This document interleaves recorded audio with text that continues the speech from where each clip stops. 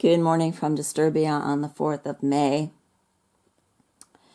The last couple months we've been experiencing here in Disturbia an onslaught of what's being called Sahara sand, which evidently is electromagnetic conducting. Just like everything else, the forces spray in the sky. And along with this Sahara sand comes a rise in temperature of probably something like 30 degrees. I don't know for sure anymore, to be honest. Because after we had the Sahara sand with this tremendous heat of 27 degrees, the sky was, of course, completely white. We had a dip in temperature way down to zero and snow. I did make some videos, but I didn't post them. Last Tuesday, which was the 30th of April, going on to the 1st of May, which is, of course, one of their occult holidays. Here in Germany, we have the day off on May 1st. It's called the Day of Work, I think. Tag der Arbeit. And on that day, last Tuesday, it was such an onslaught. I had a headache. And my little friend, one of the boys who lives in the neighborhood of the barn, Ali is his name. I mentioned him before. He is a Muslim from Bosnia-Herzegovina. Or should I say Bosnia? He told me that he had a headache and he wanted to go home because I started riding and he was riding his bike. And he said, I got to go home. I don't feel good. And then I continued my ride. I didn't feel bad, but I felt kind of... Obviously, this heat gets to me because it's not heat from the sun. It is heat from God only knows what, from the forces of the air. Electromagnetic conducting, I don't know what sort of waves, all very unnatural. They conflict with the natural system that God created, with the clay. It will not cleave. And there are a lot of people who don't notice anything, but there are people like me who do. Of course, if you know what they're doing, you feel it more.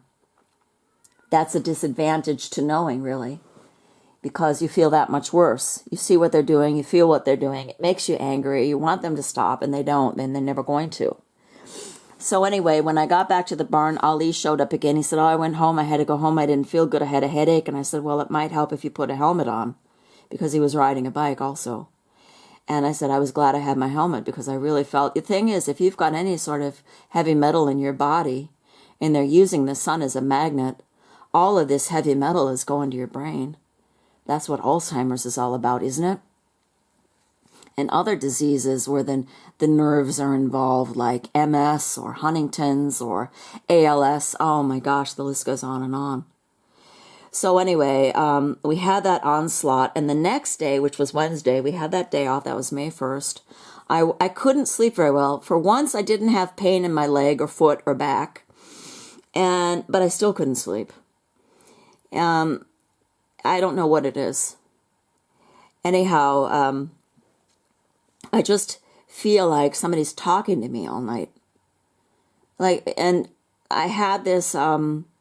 last year at a certain time, and it went on for I don't know how many weeks, but I realized that it was connected to something else. It was a problem that I was having at work, and then I was able to solve it, and that voice disappeared. But recently, it's just like somebody's just talking at me, and there's more too, but I don't want to explain everything because the thing is, people who tell the truth, that's the way the system is set up, appear to be crazy. When in fact, the people who set up the system, they're the ones that are insane. So anyhow, on Wednesday, I wake up, my nose was all plugged up, itching like crazy. I had a big fat pimple in my right nostril, which I looked up under TCM, which is traditional Chinese medicine. I often look that up to see what they think about food, about different things, because I think the Chinese really know what they're talking about in terms of health. And they've really broken it down, the blood groups, everything. And it's very interesting, and they said they equate a pimple in the nose with lung. And I thought, well, that fits because my lungs were just full of this Sahara sand. And I have a chronic cough anyway. Maybe you've noticed it from time to time. Often I'll be making a video and just start coughing like crazy and have to stop. So, but I do have a chronic cough due to my spleen, which is also equated with the lung. When the spleen is not working correctly, the lung will take over, and then you'll start coughing. The lung takes over part of the digestion. This is how God created this magnificent system. But anyway, I had a headache. I felt like my head was in a brace. I had that pimple in my nose. Now it is more or less gone. Let's see, today's Saturday. It started on Wednesday. And it wasn't really a real pimple. It was just a nodule, red, bright red. And I mean, it's kind of scary if you think about it. How the body is doing everything to keep you alive. How we're under constant stress and duress from this onslaught that so many people don't see, or they see it and don't say anything about it. You know how Obama used to say, well, if you see something, say something. Well, they see everything and they don't say anything. And that's part of the Mystery of Babylon system. What they talk about is generally not true. They want you to believe it. And what they don't talk about is what you need to pay attention to. And that's how I'm going to segue into my topic of today, which is these letters of Paul, in particular, where the Israelites are concerned. I did 3 videos, Romans 9, 10, and 11. And because I see that it's a complete conundrum. And people will tell you, well, you know, the Jews are the chosen people, they're Israel. Well, the Jews don't say they're Israel. The Jews say that they're Judah. Israel is not Judah. Judah is not Israel. So many people don't know that. They don't know that Judah was cut off. They don't know that. They think that Judah was first cut off, if at all, during the days of Rehoboam and Jeroboam, but he was cut off long before that when he sold his brother Joseph into slavery, all the way back in Genesis. He also married a Canaanite woman, and then he married his daughter-in-law, which is incest. And there's no way that the Messiah springs from Judah. There's just absolutely no way. No how, but you see, this also segues with the Jews and their Moshiach, who they worship. Jesus said, you are of your father the devil, but nobody seems to know that. Nobody seems to pay any attention to that. That's John 8:44. They don't realize that the Israelites, real Israelites who were sent into captivity, were supernaturally brought back by God, including the parents of Messiah, were brought back to Israel in order for the king to be born there, who is Messiah. And other kings from the Orient came. Read Isaiah 60. It's very interesting. And the thing is, you'll hear, well, you know, there's these genealogies in Matthew and Luke.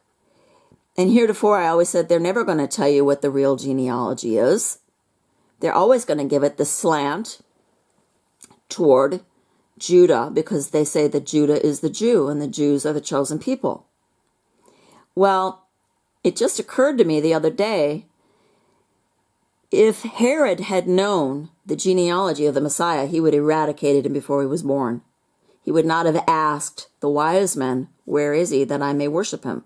And when the wise men gave him directions in the wrong way, or the way to the wrong directions, Herod would not have slaughtered all these innocents just haphazardly hoping to have slaughtered the Messiah.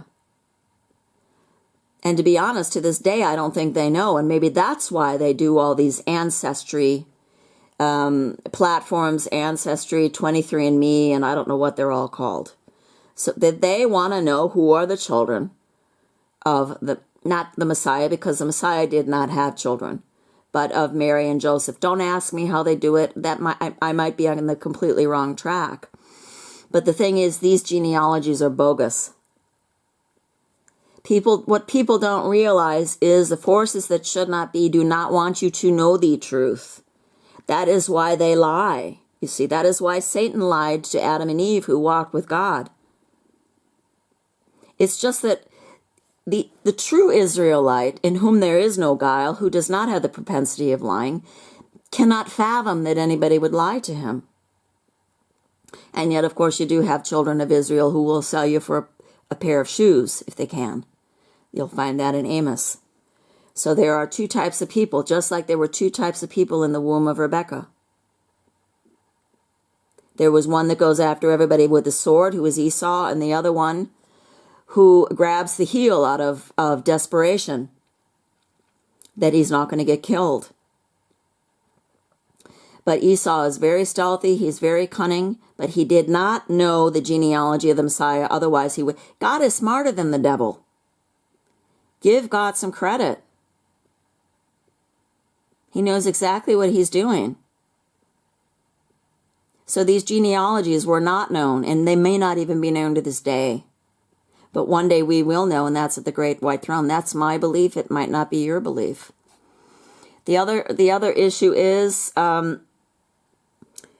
this morning somebody was contending with me about when Paul says there is blindness in part of Israel, but when the fullness of the Gentiles come in, then all Israel will be saved. Well, Paul is talking here about the Jews who are not Israel.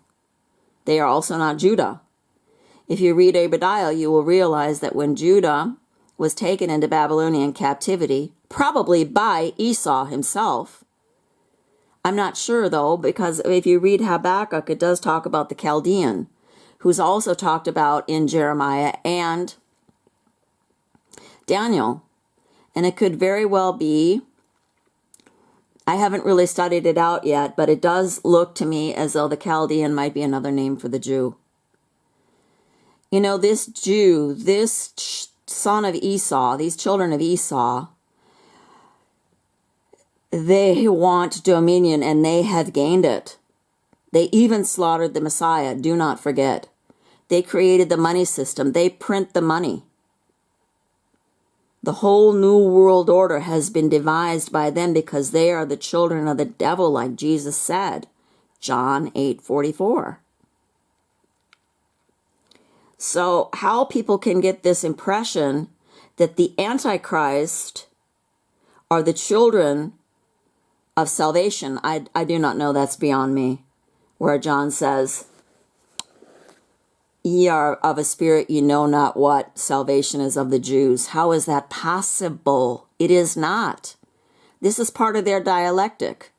Just like, well, Israel is partially blinded by now, but when the fullness of the Gentiles come in, they're all going to be saved. You know what that is? That is talking about the revival.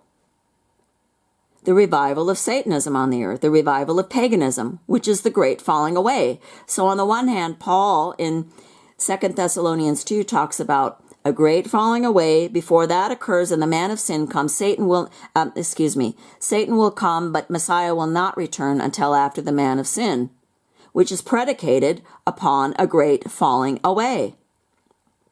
So the great falling away, the man of sin comes, the whole world follows after the beast, including all of the Gentiles in their fullness who are coming in.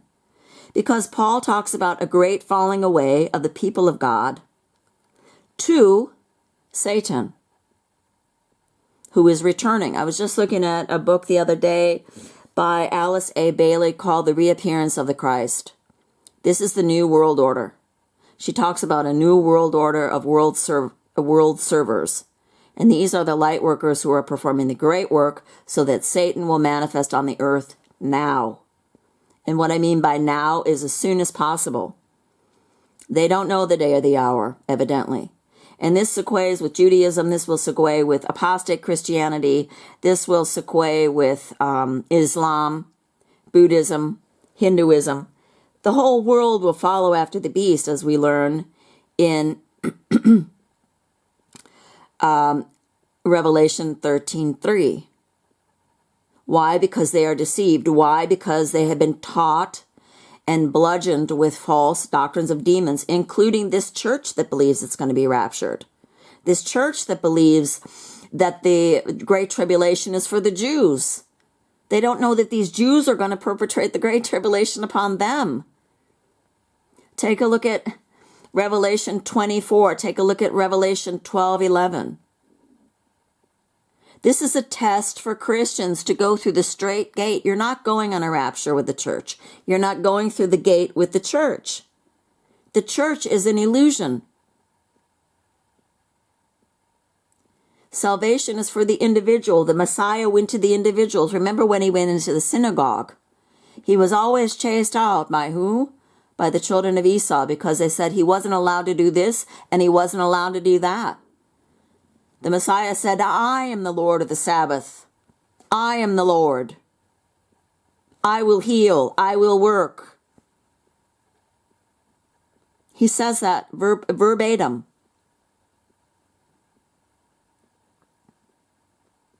I will tell that man to take up his mat and walk, no matter what you tell me to do. I am over you. I am a Lord over you. And the Pharisee says, you are making yourself equal with God. That's blasphemy. We got to kill him. The real reason why they wanted to kill the Messiah was because they realized, oh my gosh, he's the Messiah. He's God, and we've got to eradicate him because we believe in Satan, who is our God. You see, they're about their Father's business day and night. Are we about our Father's business? Figuring out what is true? Shearing the dross off the Bible so that we can come to the truth of what's going on here? Esau's going to do everything in his power to make sure that Jacob Israel fails. That is his greatest endeavor, bringing Satan to the earth and making sure that his brother Jacob Israel takes the mark of the beast.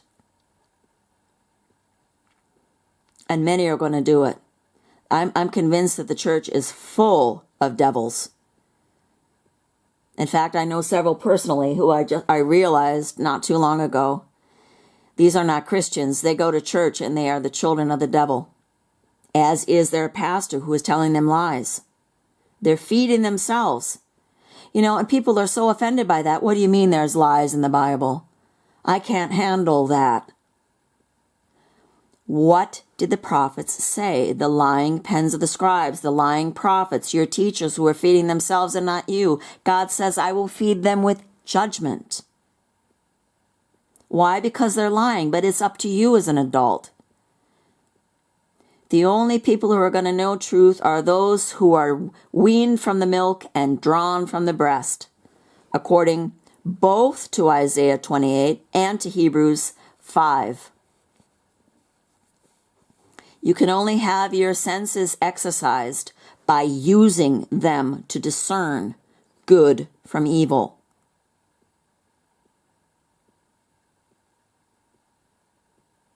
And if you think the Antichrist is suddenly going to become a Christian, the Jew doesn't even, he admits that he hates Christ. He writes in his Talmud that Christ is boiling in excrement. He says that Christ was a son of a whore. He says that he was a derelict, a drunk. Oh no, but they will look upon whom they have pierced. When the fullness of the Gentiles comes in, they will believe in Christ. Yes, they will believe in Christ. They will believe in the Antichrist. And another thing, if you look up the cults, SDA, Seventh-day Adventists, Jehovah's Witnesses, JWs, and Latter-day Saints, LDS Mormons, they all believe in a millennial reign of Christ, which is only mentioned one time in Revelation 20. The Messiah, Jesus Christ, did not say that he was going to come and rule and reign with you saints. He did not say that. Read Matthew 24 very carefully. He said, you're going to be given up to the sword and the flame. You're going to be put in prison. You're going to be called to testify. Don't worry, because I will give you the Holy Spirit. Don't worry about what you're going to say. But this is what the Messiah said. And he said, at the very end of time, I will return, which is also what Paul said, or Saul, or whoever it was. Maybe it was Peter. I don't know. But he did say, at the last trump, those remaining, and there will be those remaining, there will be those who probably come in at the 11th hour. That was also a parable of a Messiah. Those who come at the 11th hour will be saved, just like those who have believed in the Messiah and have been persecuted their whole life. He doesn't make any difference because he knows your heart. He knows he's got that Lamb's book of life. It's already prepared and sealed with 7 seals, and only the Lamb can open it, not the Lion. It's the Lion of the tribe of Judah who is coming up next, and the whole world will follow after that beast.